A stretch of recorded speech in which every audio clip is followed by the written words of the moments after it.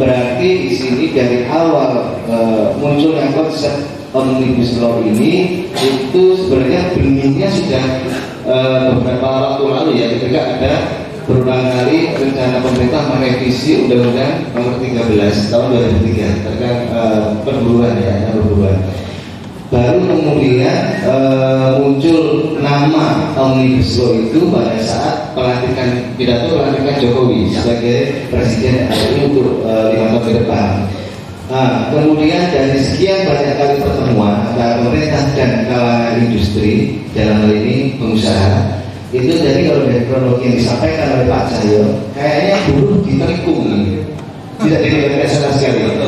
Jadi jenengan dari KSPI dan teman-teman dari serikat buruh yang lain, terutama buruh itu sendiri, sedang diterikung secara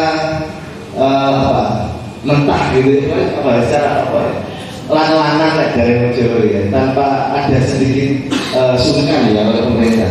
Ini kita harus tahu mengapa begitu kok buruh yang sebenarnya sedang dipertaruhkan nasibnya justru nggak diajak sama sekali untuk mendiskusikan nasib mereka melalui undang-undang ini. Itu ada background tertentu menurut saya. Oh ya, baru kemudian kita tahu setelah tanggal 13 Februari 2020 baru ini ya, 2020 itu draftnya baru dibuka ke publik ketika bersamaan dengan dia menyampaikan tentang suksesnya Presiden tentang pembahasan di DPR. Berarti sebelumnya tanpa ada sosialisasi sama sekali? Ya, sebelumnya memang ada, bukan namanya sosialisasi. Ketika diprotes itu ada sosialisasi. Tapi sosialisasi itu tidak pernah disampaikan tentang draftnya. Jadi hanya disampaikan ada 11 klaster yang diatur adalah ini begitu, salah satunya ketenagaraan, dan kemudian draftnya mana? Itu tidak pernah disampaikan dalam draft itu, tidak pernah disampaikan. Kita baru tahu draft itu 13 Februari ketika disampaikan ke DPR. 1 bulan yang lalu.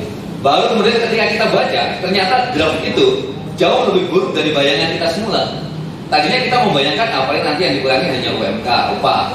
Paling yang dipermudah adalah soal outsourcing dan kontrak gitu.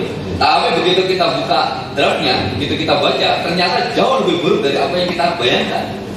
Kenapa? Karena ternyata di dalam draft RUU Cipta Kerja itu tidak hanya soal ketenagakerjaan yang diatur, tapi mulai dari perizinannya. Kita bisa bayangkan, mulai dari perizinan itu dipermudah. Semua perizinan akhirnya dimasukkan ke pusat gitu. Kepala daerah-daerah tidak lagi punya kewenangan untuk membuat izin terkait dengan perindustrian atau investasi itu. Apa dampaknya? Maka dia akan berdampak bahwa kepala daerah tidak lagi bisa mengkontrol apakah izin-izin investasi itu adalah izin-izin yang akan memperkuat posisi di daerahnya. Termasuk juga soal AMDAL yang kemudian agak dipermudah gitu, ayat-ayat. Nah, soal ketenagakerjaannya sendiri ada 3 hal yang kita soroti di situ. Yang pertama adalah RUU Cipta Kerja ini tidak ada yang namanya kepastian pekerjaan. Tidak ada job security. Kenapa tidak ada kepastian pekerjaan? Karena kita bisa lihat outsourcing itu dibebaskan. Tadinya yang namanya outsourcing itu hanya boleh di 5 jenis pekerjaan. Tapi dalam RUU ini semua jenis pekerjaan bisa di outsourcingkan. Artinya nanti orang bekerja tapi bukan pekerja di perusahaan tempat dia bekerja. Yang kedua, tidak adanya kepastian TKA yang tadinya harus izin. Sekarang TKA itu nggak perlu izin dalam RUU Cipta Kerja itu. Jadi TKA itu hanya penetapan dan kemudian boleh dibebaskan kalau dia mau bekerja bareng. Kenapa tidak ada izin itu membuka ruang bahwa pekerjaan-pekerjaan atau investasi nanti yang masuk ke dalam itu bisa jadi diisi oleh mereka karena mereka juga berinvestasi sekaligus membawa tenaga kerjanya termasuk situ. Tidak adanya izin itu juga terkonfirmasi misalnya kalau yang saat ini kalau ada TKA itu harus punya skill. Kemudian dia punya kewajiban ada tenaga kerja pendamping gitu. Selain tenaga kerja pendamping, ada juga kewajiban untuk mengadakan pelatihan agar ada alih teknologi dan alih keterampilan. Jadi kewajibannya TKA itu pertama dia punya skill dan dia ngajarin orang Indonesia skillnya itu. Itu dihapus. Itu dihapus. Rencananya. Tadinya ada sanksi. Ada sanksi kalau dia tidak melakukan itu, sanksinya adalah 1 bulan maksimal 12 bulan penjara. Sanksi itu dihapus. Kalau begitu, nanti kita nggak bisa lagi belajar dari skill-skill itu karena yang non skill pun juga bisa masuk di situ. Tidak ada kepastian kerja. Yang kedua, tidak ada kepastian pendapatan. Di mana kita bisa tahu tentang tidak adanya kepastian pendapatan? Itu dari definisi tentang upah minimum. Kalau dalam Undang-Undang 13, yang namanya upah minimum itu dibagi. Ada yang upah minimum berdasarkan daerah, itu namanya UMK. Upah minimum kabupaten itu ada. Kemudian ada upah minimum sektoral kabupaten. Upah minimum sektoral itu upah minimum yang lebih tinggi dari upah minimum dia. Tapi dalam Omnibus Law yang disebut upah minimum itu di sana diatur adalah upah minimum provinsi. Kita bisa bayangkan di Surabaya ini atau range 1 Jawa Timur, Surabaya, Gresik, Mojokerto, Sidoarjo, upahnya adalah 4,2 juta UMK-nya. Dalam Omnibus Law itu pakai upah minimum provinsi. Berapa upah minimum provinsi Jawa Timur? 1,7, 1,6. Maka ke depan bisa saja guru-guru yang di Surabaya itu dibayar cuma 1,7 karena itu adalah upah minimum provinsi. Kenaikan upahnya juga dibatasi. Kalau hari ini yang dipakai adalah PP 78. Kalau dulu Undang-Undang 13 itu yang dipakai adalah Undang-Undang 13 berdasarkan survei kebutuhan hidup layak.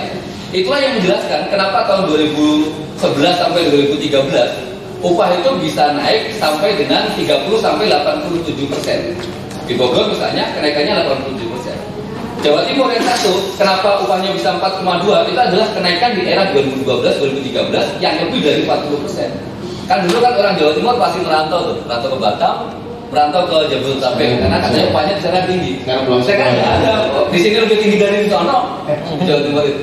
Itu nanti nggak akan terjadi karena itu dikurangi. Omnibus Law mengatakan kenaikan upah hanya berdasarkan pertumbuhan ekonomi. Kecil pertumbuhan ekonomi. Orang tadinya aja pertumbuhan ekonomi plus inflasi, berarti karena plus maka dia lebih besar. Itu kenaikan 8,15 di tahun ini misalnya itu karena ada penambahan inflasi. Kalau nanti hanya pertumbuhan ekonomi ya sebagainya. Yang terakhir tidak adanya jaminan sosial. Jaminan sosial itu adalah jaminan bahwa seorang buruh itu dia bisa hidup survive selamanya. Tadi dijelaskan upah juga diturunkan, tapi kemudian ada klausa yang mengatakan di situ bahwa upah bisa didasarkan pada satuan waktu. Apa itu upah per satuan waktu? Kalau kita baca di berbagai media itu disebut oleh pemerintah bahwa upah per satuan waktu itu adalah dasar untuk menetapkan upah per jam. 1,7 itu orang bekerja 8 jam sehari, 40 jam seminggu.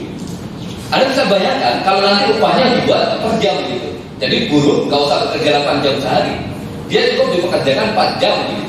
Karena dia bekerja 4 jam, maka upahnya ya setengah dari 1,7. Kita bisa bayangkan misalnya di hotel lah yang paling gampang ya. Di hotel itu ada yang namanya housekeeping, tukang bersihin kamar itu. Tukang bersihin kamar itu dia hanya bekerja dari jam 12 ketika orang check out itu paling sampai jam 3 lah, ya jam ya bekerja. Atau kalau di pendek lagi bisa cukup 2 jam, berarti dia kerja dari jam 12 sampai jam 2 misalnya. Karena cukup bersihin kamar ketika si pelanggannya sudah pulang. Berarti dia hanya mendapatkan upah selama 2 jam dalam 1 hari. Kalau saat minggu kita bisa hitung. Kalau 5 hari berarti cuma 10 jam. Itu artinya upahnya memang secara logika kita akan membuka kesempatan kerja. Maksudnya gini, kalau tadinya 8 jam itu yang kerjanya 1 orang, maka nanti kalau 1 orang itu cukup bekerja 4 jam, berarti kan bisa diisi 2 orang. Yang lain yang tadinya nggak dapat kerjaan itu bisa masuk kerja di situ. Tapi kita bisa dapatkan apa artinya orang bekerja, tapi kemudian upahnya bahkan nggak cukup gitu untuk kebutuhan hidup dia. Ini artinya industri sih diuntungkan karena tenaga kerjanya tetap ada di situ, tapi kemudian si pekerjanya sendiri kesejahteranya terabaikan. Ini yang membuat kemudian kita akan kembali setback begitu untuk menjadi miskin. Jaminan sosial yang lain apa? Itu adalah jaminan pensiun. Indonesia sejak ada undang-undang SJSN dan undang-undang BPJS itu mewajibkan setiap pekerja formal itu mendapatkan namanya jaminan pensiun. Tapi kemudian kalau orang nggak punya kepastian pekerjaan, kerjanya kontrak terus begitu, itu kemudian bagaimana dia bisa mendapatkan uang pensiun itu? Nggak mungkin dia akan mendapatkan uang pensiun, karena untuk bisa mendapatkan uang pensiun, dia kan mesti bekerja sampai dengan usia pensiun. Nah ini baru 1 bulan, 3 bulan sudah dikeluarkan. Ini pemerintah mengatakan ada hal yang baik dalam Undang-Undang 13, dalam Undang-Undang Omnibus Law. Yang dia sebut adalah tentang retainer, bonus. Dalam Undang-Undang Omnibus Law itu, RUU ini diatur memang tentang bonus. Tapi dalam aturan tentang bonus itu seperti dalam memberi mimpi begitu. Artinya bonusnya 1-5 bulan usia pekerja tertentu. Tapi ada syarat di situ. Pertama, bonus itu diberikan bagi pekerja yang dia bekerja sebelum undang-undang ini disahkan. Dalam ayat 2-nya jadi itu. Artinya apa? Tenaga kerja yang masuk setelah undang-undang ini disahkan pasti tidak dapat bonus. Yang kedua, pemberian bonus ini jangka waktunya adalah 1 tahun yang undang-undang itu disahkan. Dalam arti itu, kita bisa pastikan, maka kalau ada perusahaan dalam rentang waktu 1 tahun ini nggak ngasih, maka itu akan hangus. Karena rentang pemberian bonusnya itu hanya diputuskan selama 1 tahun, bukan 1 bulan, sorry, 1 tahun. Setelah 1 tahun, lewat. Yang terakhir, nggak ada sanksi apapun terkait dengan pemberian bonus itu. Kalau nggak ada sanksi, orang di sini itu yang ada sanksinya aja dilanggar, gitu. Apalagi yang nggak ada sanksinya, itu pasti nggak akan dipatuhi. Jaminan sosial yang lain apa? Rusaknya hubungan industrial. Bapak Ibu, nggak ada ibu ya di sini ya. Yang pertama, soal jam kerja.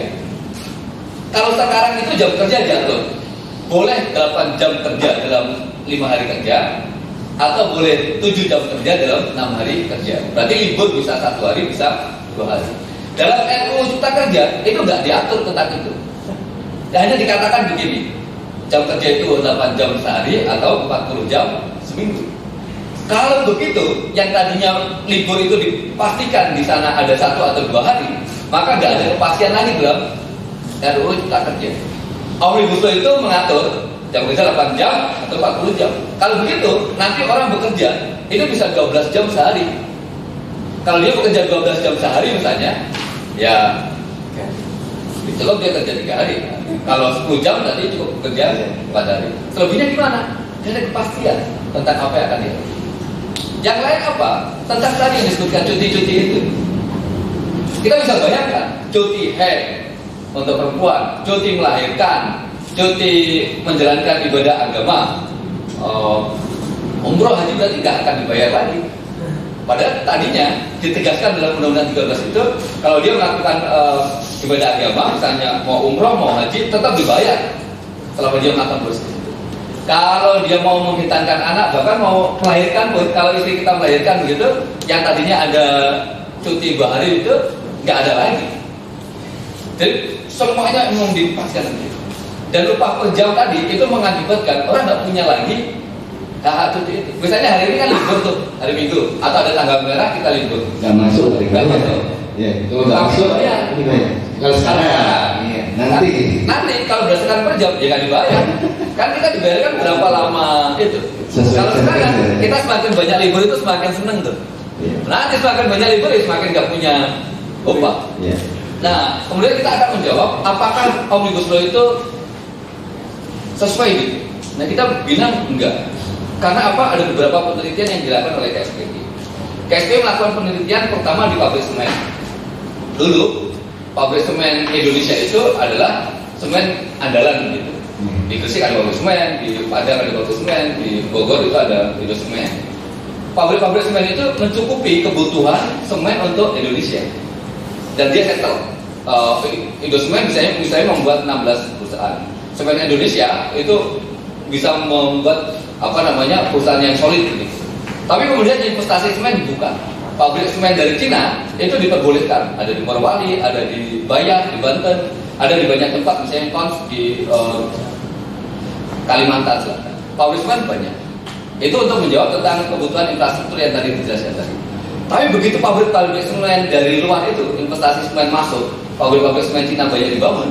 Justru yang semen Indonesia, semen Indo Semen itu malah menurun kondisinya.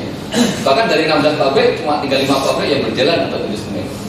Artinya apa? Begitu ada investasi datang, justru yang ada sekarang itu terpukul. Contoh lain apa? Baja. Dulu Krakatau Steel itu adalah baja, pabrik Krakatau Steel di Cilegon itu adalah pabrik baja kebanggaan Indonesia, BUMN. Tapi begitu pabrik-pabrik Cina dibangun, jatuh juga. kolaps.